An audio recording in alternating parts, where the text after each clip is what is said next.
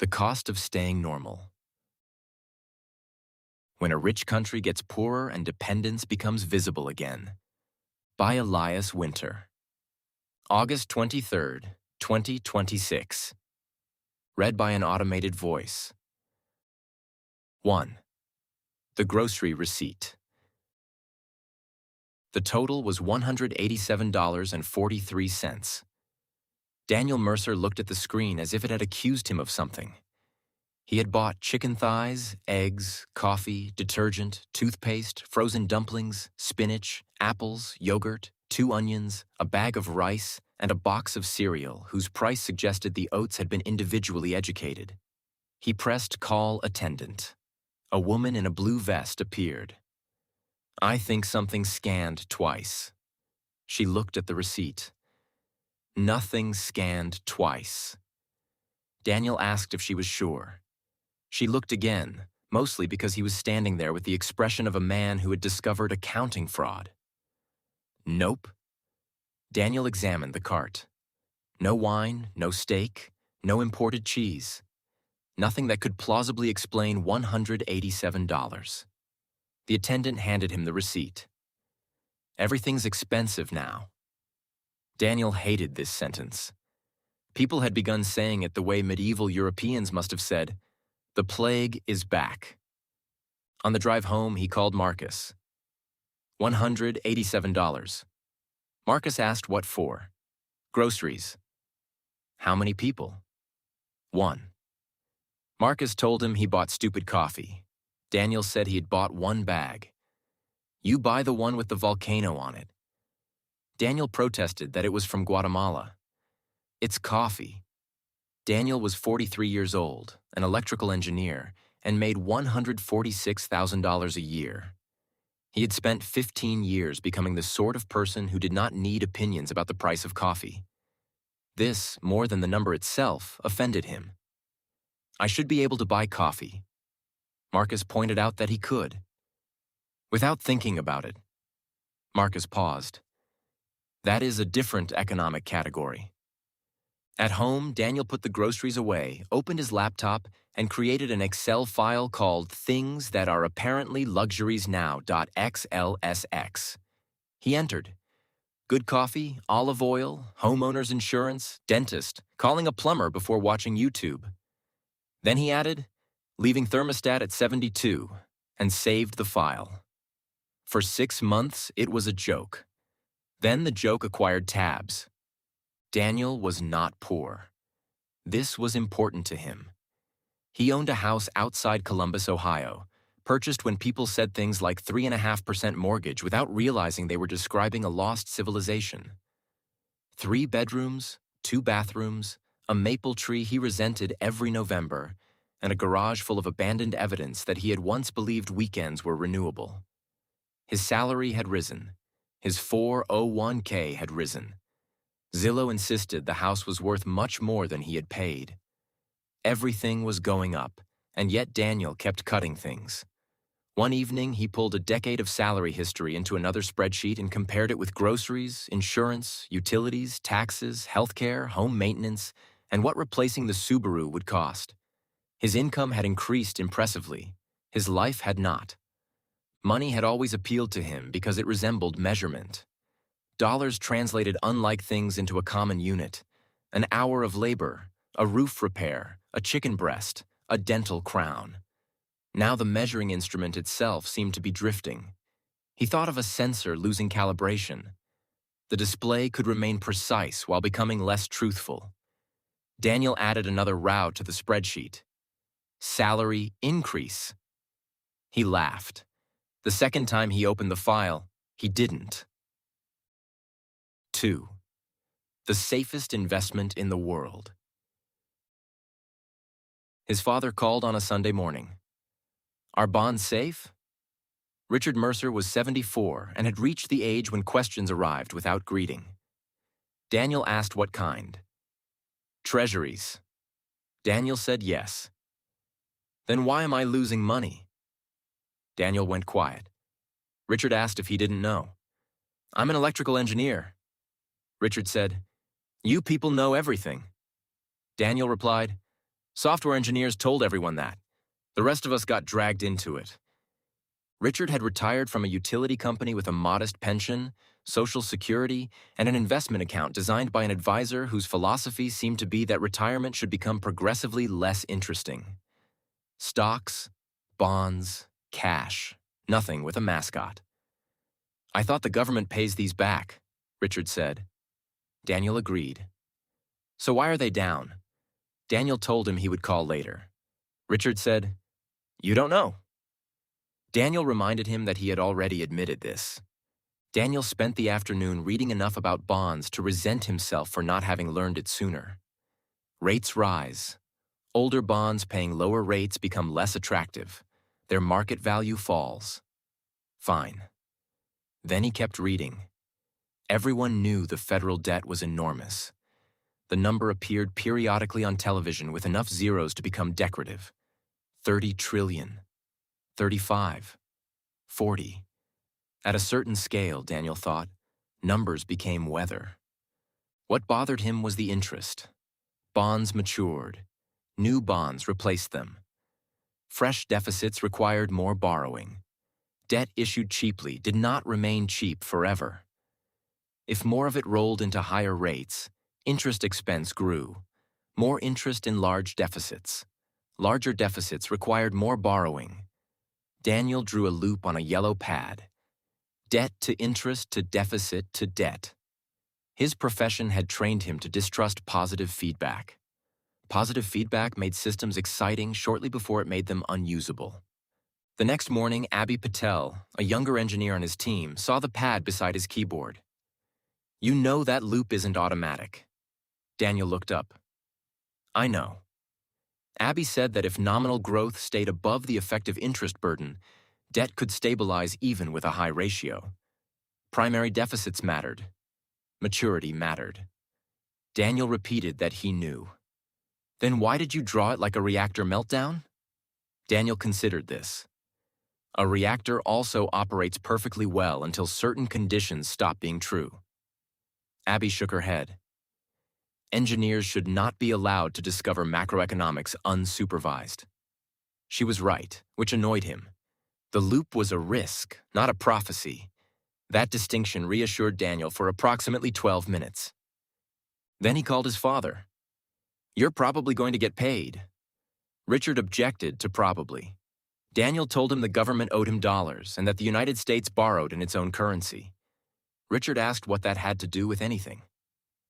Daniel stopped. The federal government did not simply own a machine labeled print. Treasury and the Federal Reserve were separate institutions, and the Fed was supposed to conduct monetary policy independently. But America still occupied a very different position from a household or a country owing debts in somebody else's currency. Its own institutions governed the monetary system in which its obligations were settled. The problem isn't just whether the country can find dollars, Daniel said. It's whether it can maintain confidence in the institutions that make those dollars valuable. Richard was silent. Daniel tried again. Suppose Richard was owed $1,000. The government could almost certainly make sure the financial system produced the 1,000. What it could not produce with equal ease was the medical care, food, electricity, housing, labor, and physical goods Richard expected those $1,000 to command. The distinction struck Daniel as both obvious and obscene. The government could manufacture the ruler. It could not manufacture what the ruler measured. Richard finally said, That sounds like something politicians say when they're stealing from you. Daniel told him it was actually bond math. That's worse. After they hung up, Daniel opened the spreadsheet and typed, being repaid in money that still works. He considered deleting it for melodrama. He left it. 3. 5% is a very large number. Kevin across the street put his house on the market. For 3 weeks, the neighborhood followed the listing through Zillow with an intensity previously reserved for college football. Kevin and his wife had bought for $390,000. They listed at $575,000. Nobody came. Eventually, someone offered $505,000. Kevin rejected it on principle. 3 months later, he accepted $492,000 and described the outcome as basically robbery. At the goodbye barbecue, Abby stood near the driveway studying the house and asked Daniel what the payment would be. Daniel opened his phone and entered the numbers. Abby looked at the result. "No." Daniel asked what she meant. "No." He told her that was the payment. "That's more than my rent."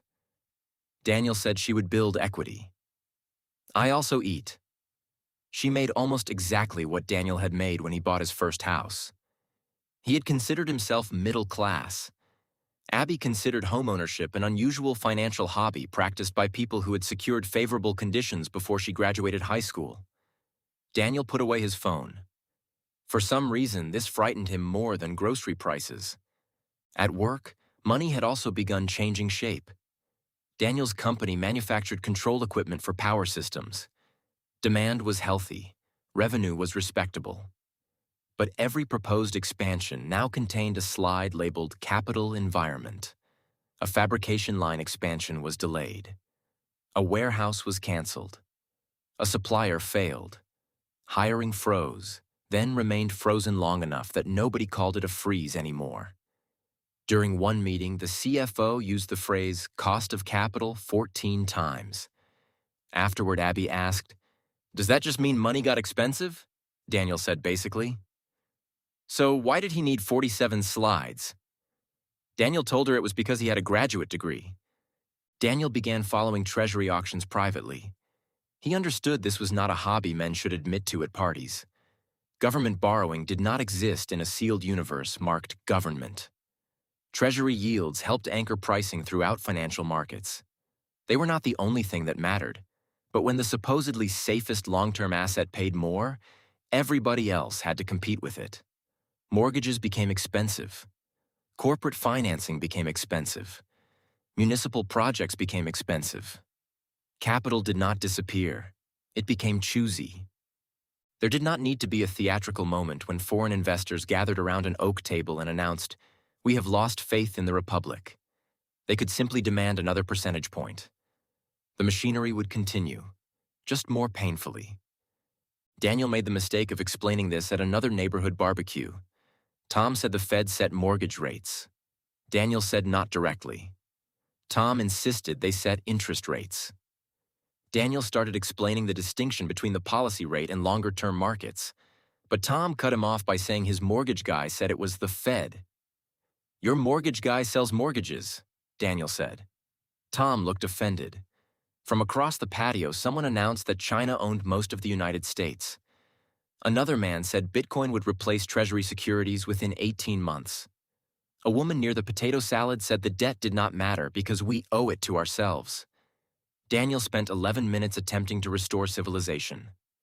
Then Rebecca called and asked what he was doing. Losing faith in representative government, she told him to leave. Daniel said he was cooking hamburgers. Then cook hamburgers. It was good advice. 4. The things we stop fixing. The pothole appeared during one winter. By spring, somebody had spray painted a circle around it. A month later, it acquired eyes and teeth. For several weeks, Daniel drove around a small asphalt monster on his way to work. The city repaired it. The next winter, it returned larger. Other things began behaving similarly. The library closed Mondays, then Monday and Tuesday mornings. A bridge resurfacing was delayed. The county sent an email explaining that work had been rescheduled under revised capital priorities. The park restroom stayed closed for an entire summer because plumbing repairs had not been completed. Richard lost access to a doctor he liked. Homeowners' insurance rose. Property tax rose. Electricity rose. The electric bill particularly offended Daniel because he had spent most of his adult life professionally understanding electricity. Nothing became bad enough to qualify as disaster. That was the strange part. The country did not look broken. It looked postponed. Daniel began noticing a vocabulary: deferred, revised, temporary, prioritized, consolidated, adjusted. Every institution had developed a word for doing slightly less than it had done before. No city manager ever sent an email saying, "We have already promised too much of the future." Daniel would have appreciated the clarity. Instead, the pressure moved through systems whose obligations were difficult to change. Interest had to be paid. Social Security could not simply stop. Medicare could not simply stop. Defense could not simply stop. Taxpayers disliked taxes. Voters disliked cuts. Everyone disliked inflation until the alternatives acquired names. The adjustment therefore appeared in the soft tissue. A project delayed, a reimbursement reduced, a fee added, a municipal bond sold at a worse rate, a department technically kept open with fewer people. America remained functional. Functionality just required more patience. Then, the dishwasher failed. 10 years earlier, Daniel would have called a technician. The service visit was now $179 before parts. He watched 4 repair videos, ordered a pump, and dismantled the machine. Rebecca walked into the kitchen while he was standing barefoot in water holding a screwdriver. "You know electricity and water are bad together?" Daniel reminded her that he designed electrical systems. "That makes this worse." He said he knew what he was doing. Rebecca looked at the floor. "Why is it wet?" Daniel told her it was part of the diagnostic process. He fixed the dishwasher. The pride was absurd. For 3 days, he opened it occasionally just to confirm that he remained a man capable of defeating domestic machinery. He added calling plumber before watching 6 hours of YouTube, then replacing appliance because appliance is annoying, then paying another human being to know something. He stared at the final entry and deleted it. Not everything required commentary. 5. The spare bedroom. Rebecca lost 20% of her hours. She worked in healthcare administration, which Daniel had assumed was recession-proof because illness had displayed admirable consistency across economic cycles. Her employer automated part of billing. Another part moved overseas. What remained was reorganized. Rebecca kept her job. Then her landlord raised rent 11%. She made the arithmetic work for 4 months. Then she called Daniel and said, "I need the spare room." "Yes." He answered immediately and spent the rest of the evening resenting the existence of the question. He loved his sister. He also loved having a room containing nothing except a desk, bookshelves, and silence. Rebecca arrived with 14 boxes, 3 plants, a standing lamp, and an air fryer approximately the size of a regional airport. She told him it was temporary. Daniel said obviously. Neither of them knew what temporary meant. Richard resisted longer. He fell in his bathroom one morning. Nothing broke. He bruised his hip, frightened himself, and discovered that his house contained stairs he had previously regarded as an aesthetic decision. Assisted living cost more than Daniel's first mortgage. Regular home help was worse than anybody expected. Richard's taxes rose. Insurance rose. Medical expenses rose. His pension did not. The treasury bonds still paid. The groceries remained unimpressed. Eventually, arithmetic achieved what family persuasion could not. Richard sold the house. His handwriting had become shakier by then. Daniel noticed it when his father signed the closing papers and pretended not to. The second spare bedroom became Richard's. That first night, Daniel lay awake listening to his father snore through the wall. Downstairs, Rebecca's air fryer beeped. For reasons he could not explain, Daniel thought, "I have failed." He was 50. He had worked continuously since graduate school. He was still employed. He owned a house. He had retirement savings. And he lived with his father and sister. He imagined former colleagues learning this, then became angry with himself for inventing imaginary former colleagues merely so they could judge him. The neighborhood was changing too. A retired teacher moved in with another retired teacher. A young couple converted a garage for their daughter and her husband. A widower rented rooms to graduate students. 3 adults bought Kevin's old house. Accessory apartments proliferated until zoning rules changed because illegal arrangements had become too ordinary to enforce. America did not become homeless. It became crowded. One evening, Richard attempted lasagna. The middle was frozen. The edges had become load-bearing. Rebecca took one bite and said, "This is structurally unsound." Richard protested that she had complained he never cooked. "You still haven't." Daniel laughed so hard he had to put down his fork. Later, alone in his bedroom, he felt almost betrayed by the happiness of the evening. His standard of living had declined. That statement remained true. He had less space, less privacy, less discretionary income, an older car, more financial anxiety. He was also eating dinner with people every night. That statement was true too. Daniel disliked problems with two correct answers. 6. The men in the church basement.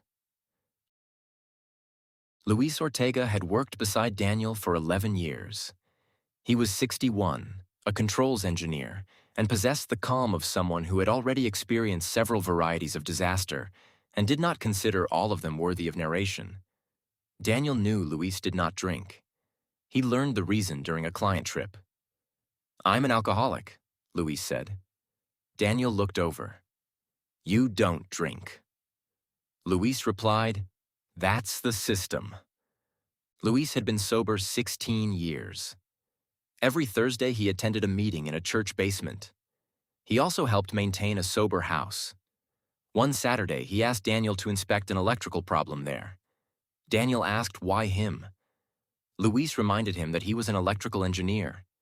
Daniel said he designed industrial control systems. "So, electricity becomes beneath you below 480 volts? Daniel went. The sober house was old and square and sat on a street where several buildings seemed to be awaiting a final decision from history. 12 men lived inside. The furniture did not match. The coffee tasted punitive. The refrigerator was covered in handwritten notes. "Clean your dishes. Meeting Wednesday 7. No rides after 10, except emergency. Whoever keeps taking Mike's yogurt, stop." Daniel read them and said, "Advanced governance." Luis nodded. "More functional than Congress." The electrical problem was simple. Someone had connected a heater, microwave, toaster oven, and ancient refrigerator to a circuit installed when American households apparently possessed 3 lamps and gratitude. Daniel fixed it, then stayed. One man worked construction. Another stocked shelves overnight. One had been a lawyer. One was 24, 4 days sober, and had recently discovered the correct solution to every metaphysical problem known to humanity. They argued about chores, rides, food, and whether a particular chair belonged to the house or to someone who had moved out 3 years earlier. Nobody appeared transformed into a saint. Yet the house worked. People noticed who came home. They knew who had court, who needed a ride, who had been paid, who had not, who was disappearing into himself. Someone with 10 years sober helped someone with 10 days. A man with almost no money could possess tremendous status because he was reliable. He answered his phone. He showed up. He knew how to sit beside someone whose mind had turned against him. Daniel thought about that for weeks. In his world, status came attached to scarcity. A difficult credential, a valuable house, a title, a skill employers competed to buy. Here, status came from behavior. Time sober, keeping your word, helping newcomers, making coffee, cleaning up after yourself, admitting when you were wrong. The economy outside could decide a man was worth $19 an hour. The room could still decide he was the person everyone listened to. Markets assigned prices. The room assigned something else. Daniel did not yet have a word for it. 7. The room without juniors. Abby became a project lead. She still did not own a house. One morning, Daniel joined her in a design review for a utility control upgrade. A few years earlier, the work would have involved 4 engineers. A junior would clean drawings. Another engineer would run preliminary calculations. Someone would review vendor documentation, and Daniel would handle system architecture. Now Abby sat across from him with an engineering agent open on 2 screens. Protection coordination draft is done. Already? It ran overnight. She pulled up the results. They were good, not perfect. Good. Daniel found 3 errors. The agent corrected them in seconds, regenerated documentation, created test cases, and flagged 2 assumptions neither of them had noticed. Daniel was impressed. This is excellent. Abby said she knew. They used it all morning. The work was faster, cleaner, less tedious. At lunch, Daniel looked around the room and asked, "Where's Owen?" Abby asked who he meant. The new grad. She told him they had not hired one. Daniel asked about the requisition. Cancelled. He asked why. Abby glanced at the screens. Daniel did too. Oh. Nobody had been fired. A person simply had not entered the room. Daniel thought about the engineers he had trained over the years. They had made bad drawings, asked stupid questions, misread requirements, broken builds, chosen the wrong relay setting, and then spent an hour learning why it was wrong. The errors had looked inefficient at the time. In retrospect, the inefficiency had been apprenticeship. A senior engineer did not materialize at 38. Someone had to be 22 first. Who becomes you? Daniel asked. Abby looked up. What? 10 years from now. You're asking the wrong person. I'm planning to become independently wealthy through index funds.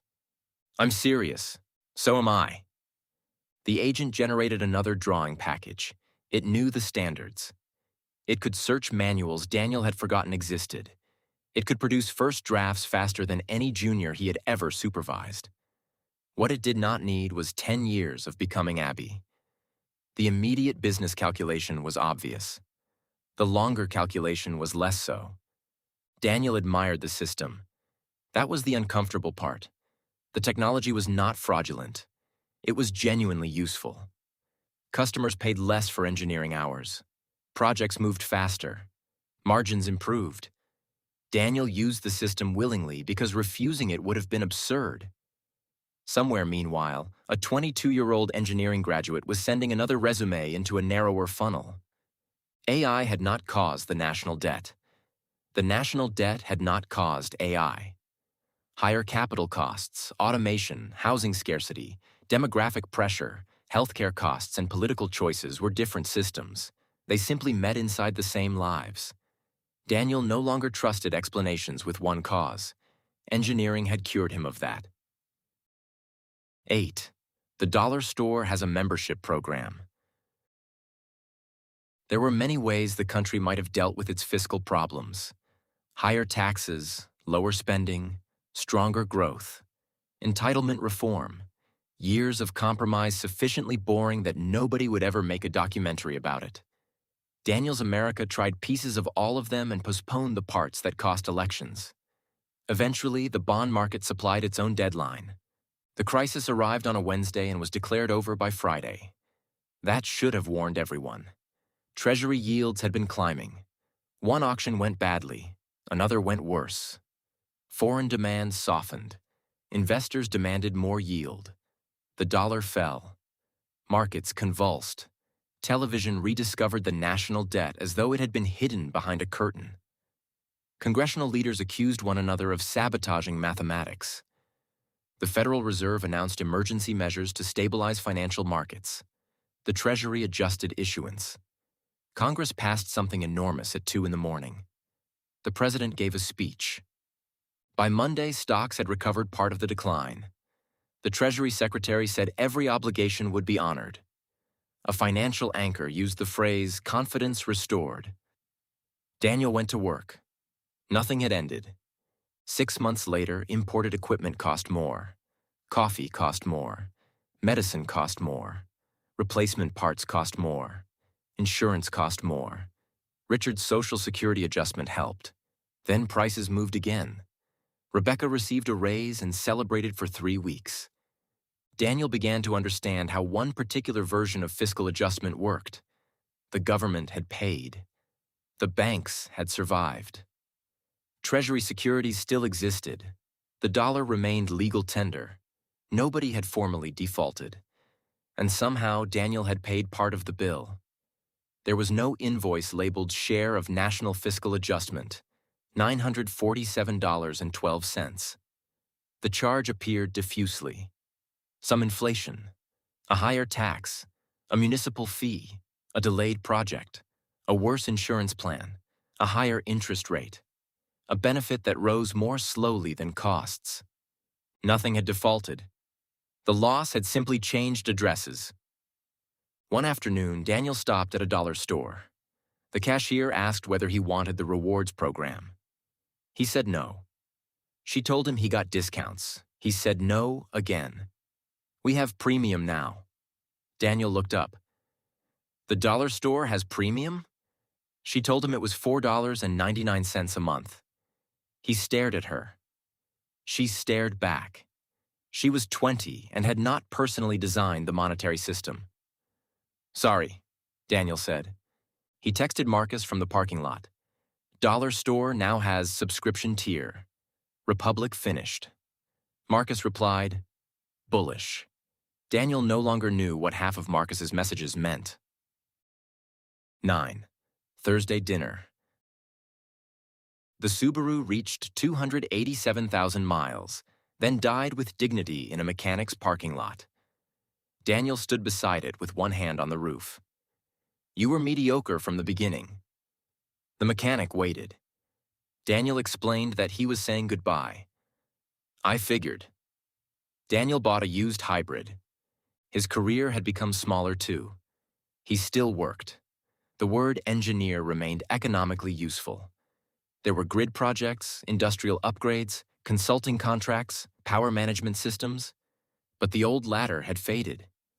No promotion cycle, no vice president path, no annual meeting about leadership competencies.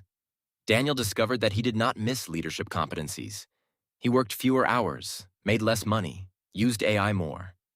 Sometimes he opened LinkedIn and saw former colleagues with titles like Senior Vice President, Intelligent Infrastructure Transformation, and felt a small, hot surge of envy. Then he remembered executive meetings. The envy usually passed. Usually. Thursday dinner began without a plan. Luis's sober house needed another repair. A woman from the church needed someone to explain a medical bill. Rebecca understood medical billing. Someone's daughter needed calculus help. Daniel knew calculus. Richard knew a retired machinist who could repair appliances. The machinist brought his wife. Someone cooked chili. Then people returned the following Thursday. Daniel refused to call it anything. Names led to committees. Committees led to agendas. Agendas led to PowerPoint. There were no bylaws. There was dinner. Recovering alcoholics came. People who had never had substance problems came. Retired nurses, mechanics, former managers, young engineers, immigrants, a former pastor, 2 teenagers who appeared mostly for food, and Stephen. Daniel disliked Stephen.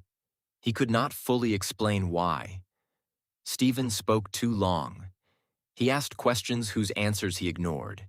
He possessed powerful opinions on municipal water systems despite no detectable expertise in municipal water.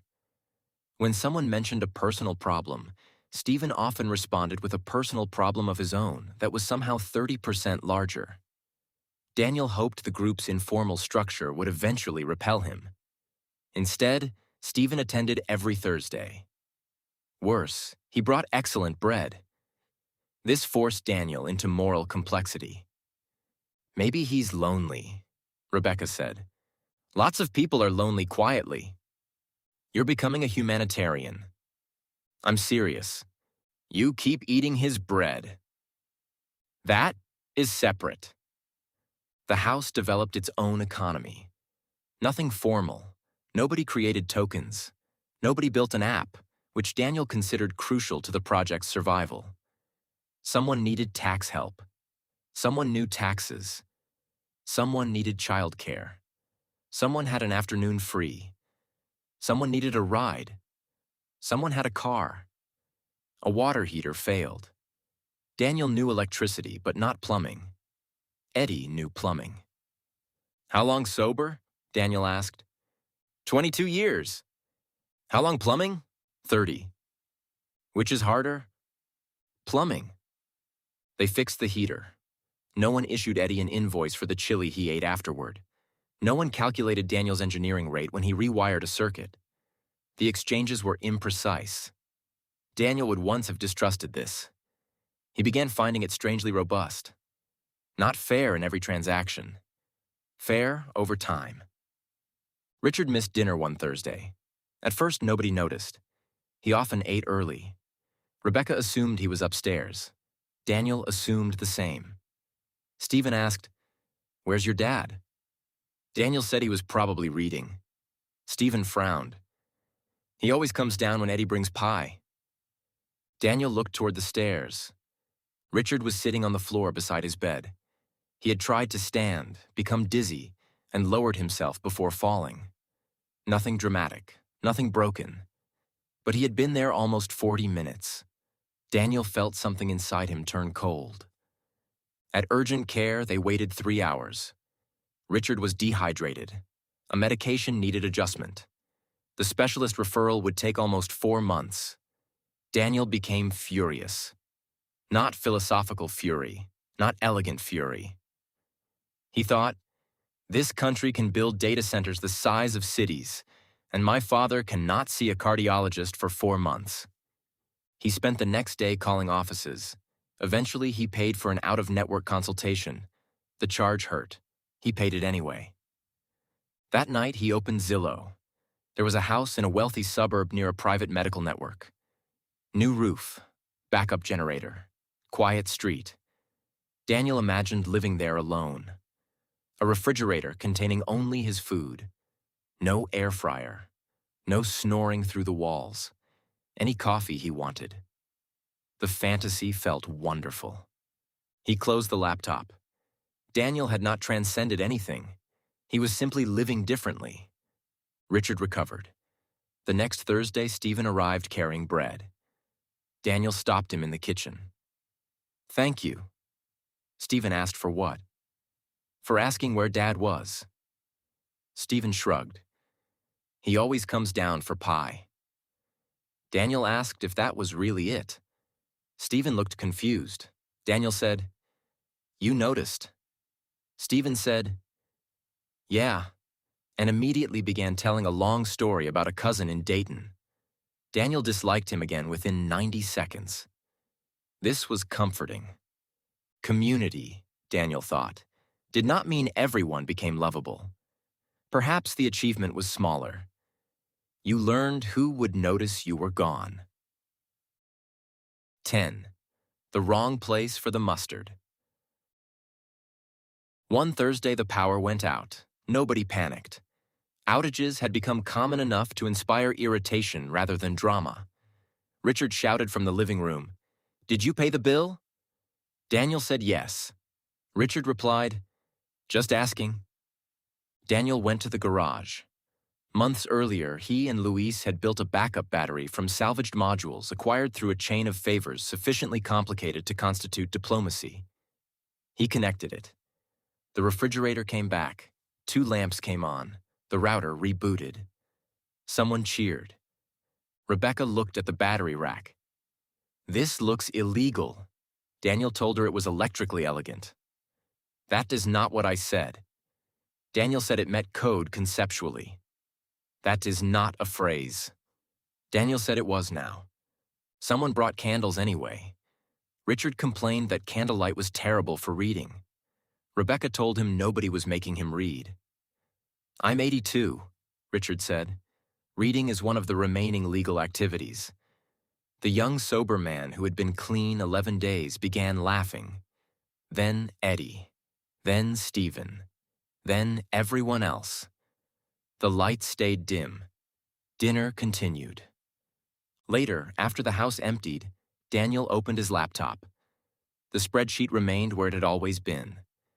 Things that are apparently luxuries now. XLSX. There were hundreds of entries. Good coffee, olive oil, dentist, hotels, new car, privacy, restaurants, home repairs, retirement at 65, paying someone to clean gutters, seeing specialists this month. That one stopped him. There were things people should not have to become philosophical about. Healthcare, physical safety, sound infrastructure, enough food, a stable currency, a realistic chance for young people to build independent lives. Poverty was not cleansing. Inflation was not a spiritual teacher. Institutional failure did not become admirable because people learned to survive it. Daniel still wanted better. He wanted Richard to get care without 4 hours of phone calls. He wanted Abby to buy a house if she wanted one. He wanted roads without monsters painted around potholes. He wanted a dollar that did not require interpretation. He wanted all of it. At the beginning, Daniel had thought prosperity meant the number of needs a person could satisfy without knowing anyone. A private house, a private car, a private retirement account, a professional for every problem. He had mistaken abstraction for independence. He had always needed farmers, nurses, mechanics, electricians, teachers, engineers, strangers maintaining bridges, and strangers honoring contracts, and strangers trusting the same money. Prosperity had not eliminated dependence. It had hidden it behind invoices. Daniel scrolled to the bottom of the spreadsheet and typed, "Eating alone." He looked at the words. 10 years earlier, eating alone had represented success. His house, his refrigerator, his silence. Nobody touching the thermostat.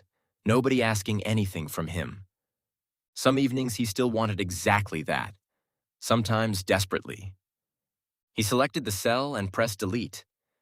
Downstairs, somebody had left a container of chili in the refrigerator. A handwritten note was taped to the lid. "Daniel, do not throw this away. It is still good. No signature. Probably Eddie. Possibly Stephen." Daniel opened the refrigerator. It was crowded. Richard had put the mustard in the wrong place again. Rebecca had purchased expensive yogurt despite repeatedly announcing that the household needed discipline. A loaf of Stephen's bread occupied half a shelf. Daniel moved the mustard, then moved it back. Outside, the electrical grid hummed unevenly through another American night. The federal government still owed more money than Daniel could imagine. The dollar bought less than it used to. The bridge had been postponed again. Richard's specialist appointment was in November. The country had not collapsed. Neither had Daniel. Tomorrow was Thursday. People would come hungry. Stephen would probably talk too much. Richard would complain about something. Someone would need something fixed. There would be enough chili. And there would be enough chairs. Elias Winter, author of Language Matters, a space for reflection on language, power, and decline.